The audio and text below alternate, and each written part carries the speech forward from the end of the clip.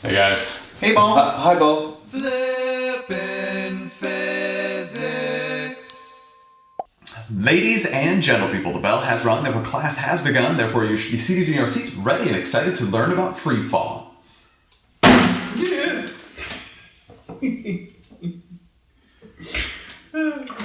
Very nice examples. All right, here we go. This medicine ball is in free fall from the moment it leaves my hands until... You can't really see that. Okay, so here, please take a look at this video that I made outside where I could throw the medicine ball higher. So what you'll see here is the medicine ball is in free fall from the moment it leaves my hands until right before it strikes the ground. In other words, from right here to right here.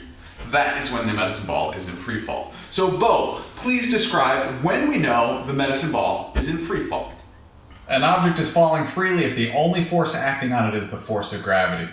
True, that is what it says in the textbooks, but what is the force of gravity? I'm not really sure. Yeah, at this point, that is correct. This is a great definition for when we know an object is in free fall. For example, when the only force acting on it is the force of gravity. But unfortunately, we haven't defined force, nor have we defined the force of gravity at this point. So until we define the force of gravity, we need a different way of knowing when an object is in free fall. So, Bobby, why don't you look at the video example again and tell me, what do you see about when the object is freely falling? Well, it starts being in free fall as soon as it leaves your hand and stops right before it strikes the ground. So maybe as long as you aren't touching it, it's in free fall. So yeah, as long as no other object is touching it, it's an object in free fall. Exactly. For now, one condition for an object in free fall is that it must not be touching any other objects.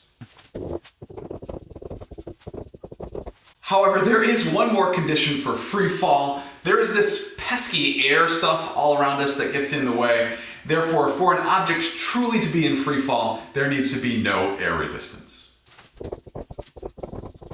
So, everybody please, take a deep breath and enjoy. Because today we have all entered what I like to call the vacuum that you can breathe. Inhale and enjoy. It seems the same to me. I think it's just hypothetical. So yes, welcome to the vacuum that you can breathe. And we are going to be in the vacuum that you can breathe for the rest of this class, unless otherwise stated, because every once in a while we will step out of the vacuum that you can breathe into the air and talk about what happens. However, again, unless otherwise stated, we are always in the vacuum that you can breathe and there is no air resistance. So that's how we identify an object that is in free fall for right now. But what does it mean, Billy, for an object to be freely falling? What do we know about the object then? It was something having to do with the acceleration of the object. Yeah, the acceleration was negative 9.81 meters per second squared. Close. The acceleration due to gravity in the y direction is equal to negative 9.81 meters per second squared. And of course, there is more to it than that.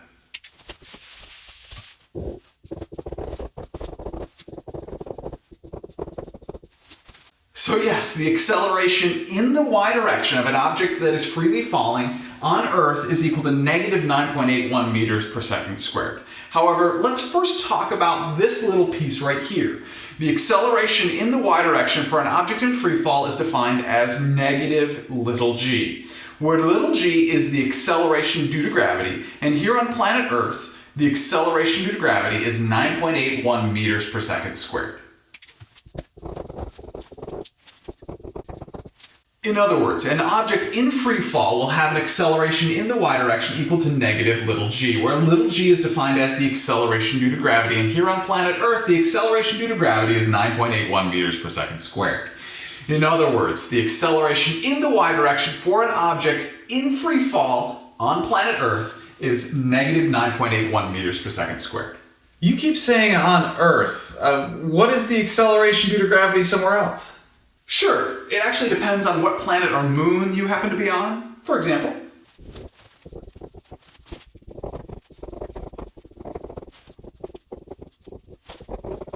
The acceleration due to gravity on the planet Mercury is 3.61 meters per second squared. On Venus, it's 8.83 meters per second squared. On Mars, it's 3.75 meters per second squared. On our moon, it is 1.62 meters per second squared, which is approximately 1/6 of the acceleration due to gravity here on planet Earth. And on the moon Io, the moon of Jupiter, the acceleration due to gravity is 1.81 meters per second squared. However, you should be aware that the acceleration due to gravity on Earth is actually not constant. 9.81 meters per second squared is the accepted value for the acceleration due to gravity here on planet Earth. But again, remember, it is not actually constant. Also, I embedded a widget from Wolfram Alpha at flippingphysics.com along with this video so that you can actually determine the acceleration due to gravity at various places on planet Earth. Cool. I'm gonna check that out. Next, I want to go over one common misconception about the concept of free fall, and I think it comes down to this word fall in free fall. A lot of students have a tendency to think that an object must be going downward in order to be in free fall. This is not true. As you can see in the video of the medicine ball, remember, from the moment it leaves my hands until right before it strikes the ground, it is an object in free fall because it's not touching anything and it's in the vacuum that you can breathe. And for part of that motion, it is going upward. Therefore, an object that is moving upward can be an object in free fall. Please remember that. Okay, Bo, considering that we know an object in free fall here on planet Earth has an acceleration in the y direction of 9.81 meters per second squared, what type of motion is an object in free fall? What type of motion is free fall? Well, we know the acceleration in the y direction is negative 9.81 meters per second squared. Oh, I get it. The acceleration equals a number. It's constant. So it's UAM. Correct, Bo. When an object is in free fall, the acceleration in the y direction equals a number. In other words, the acceleration is constant. In other words, it is in uniformly accelerated motion in the y direction. So you can use the UAM equations. In fact, you already know one of the 5 variables. The acceleration in the y direction equals negative 9.81 meters per second squared. Bobby, yes, what is your question? What does the negative mean in the acceleration in the y direction equals negative 9.81 meters per second squared? Yes, the negative. An important question.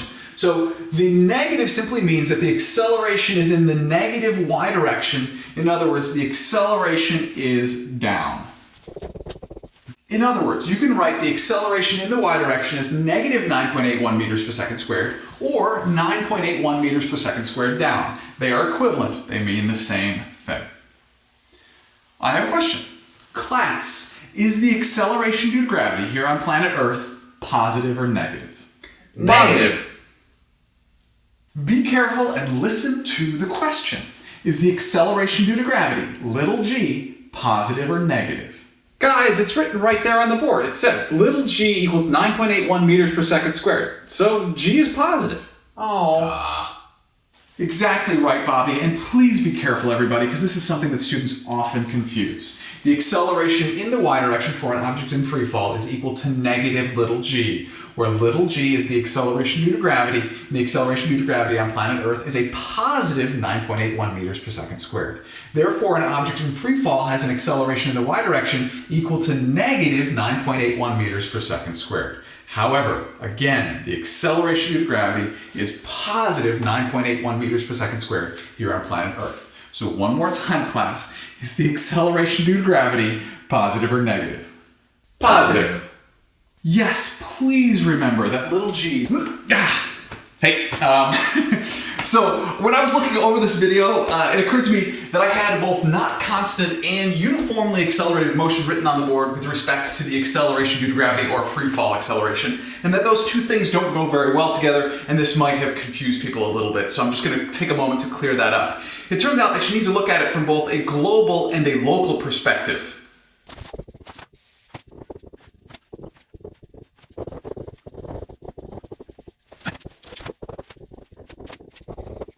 When you look at it from a global perspective, the acceleration due to gravity is not going to be the same at all locations on the Earth. It actually varies from location to location. However, when you look at it at a local level, at a specific location, the acceleration due to gravity is constant, and therefore you can use the uniformly accelerated motion equations. Thanks. I was going to ask that question, but I forgot. Sure you were. Actually, as long as we're here, I have a question. Won't a heavier object accelerate faster? Good question, Bobby. It turns out that the acceleration due to gravity is independent of the mass of the object. There's a really good video from NASA from 1971 from the Apollo 15 mission. Astronaut David Scott standing on the moon holding a hammer and a feather, and he drops both from the same height at the same time, and you can actually watch them both accelerate at the same rate, showing that the acceleration due to gravity is independent of the mass of the object. It's pretty cool. Mass is irrelevant. Everything accelerates at the same rate. Got it. All right, let me bring you back to where you were in the video. Here you go. Yes, please remember that little g, the acceleration due to gravity, is a positive number. Clearly, the next few lessons will be about free fall and example problems. Let's do a quick review. An object is in free fall when the only force acting on it is the force of gravity. Sadly, we haven't defined the force of gravity just yet. So, for now, an object is in free fall when it is not touching any other objects and there is no air resistance, or you're in the vacuum that you can breathe, which is what we're going to be from here on out. We'll always be in the vacuum that you can breathe, unless otherwise stated. When an object is in free fall, we know the acceleration in the y direction is equal to negative little g, where little g is the acceleration due to gravity, and here on planet Earth, that's equal to 9.81 meters per second squared. Now, that number is actually not quite constant here on planet Earth. It changes slightly. So 9.81 meters per second squared is the accepted value, which means that the acceleration in the y direction for an object in free fall on planet Earth is equal to negative 9.81 meters per second squared. Now, for a particular problem, that number for the acceleration is going to be a constant number, therefore you can use the uniformly accelerated motion equations. And please remember, g is a positive number. The acceleration due to gravity is always positive. Ladies and gentle people, I hope you enjoyed learning with me today. I enjoyed learning with you.